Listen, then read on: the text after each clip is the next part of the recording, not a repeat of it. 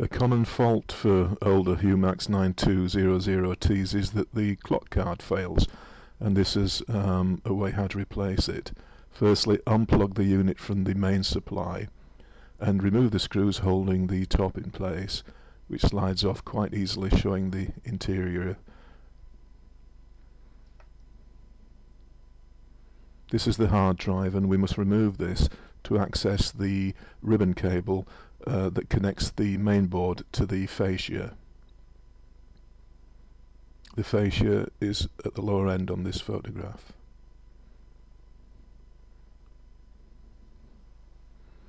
So you remove the several screws holding the hard drive in place.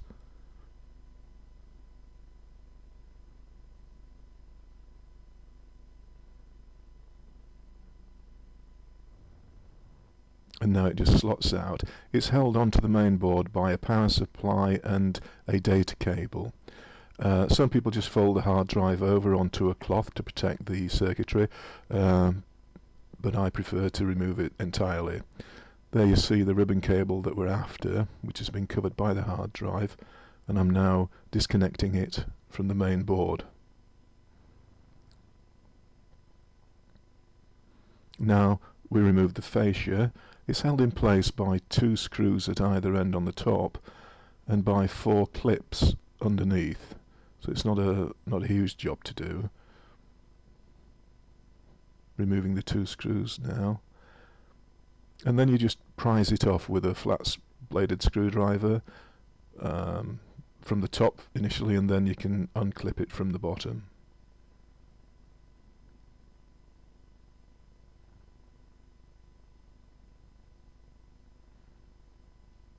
Now the fascia's only connection to the main board are the ribbon cable, which is what we've exposed by taking the hard drive out, and the USB cable, both of which we have to disconnect.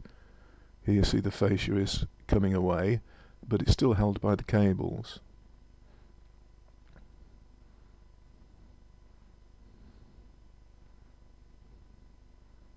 There's the USB connector. It's just a clip-on. It was very tight on this machine, so I used a flat-bladed screwdriver just to ease it gently off to give it a start before removing it.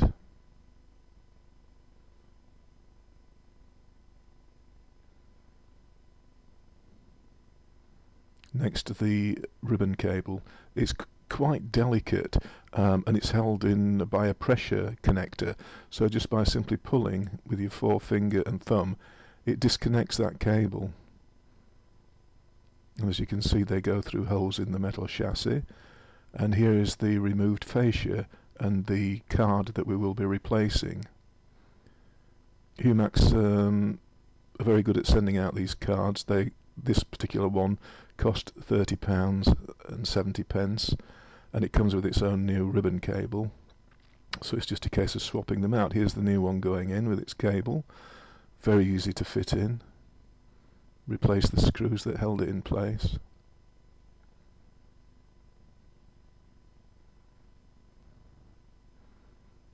Back in place, and then we feed the cables back through the same holes in the chassis that they were in.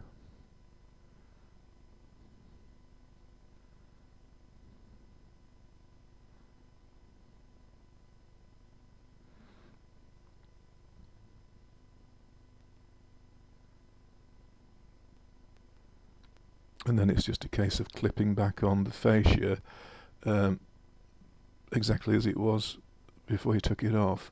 So there are 4 clips on the bottom that snap in place, and it snaps into place on the top as well. You see the cables poking through there quite safely.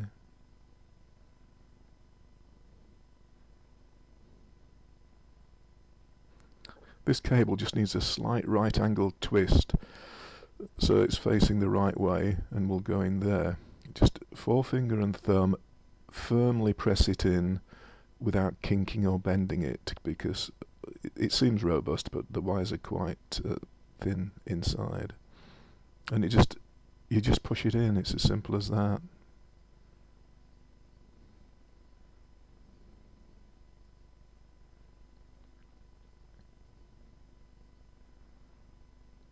Just replacing the 2 screws on the fascia.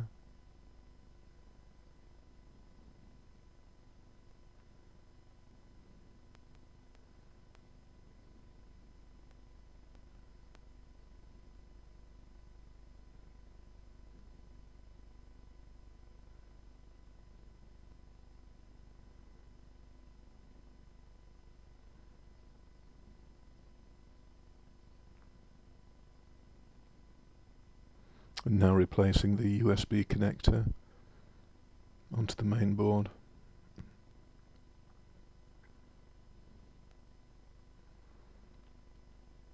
And now we have to replace the hard drive, which is just a reversal of how we removed it. Just be a bit careful with the cables. They can only fit in one way, but make sure you don't force them. There's the power connector going to the hard drive, and here's the data cable. That can only fit one way, but just be careful. The pins are quite delicate on the hard drive. Make sure it's seated properly and then give it a firm push. Drop the hard drive back onto the main board and replace the screws that you removed to take it out. Here the job's finished and we're just putting the cover back on and replacing the screws. And it fired up first time. Here's an alternate method. Some people recommend cleaning the old clock board, and this is the area you should clean, the front and the back side, using surgical spirit and a cotton bud. You might have to do it 3 or 4 times.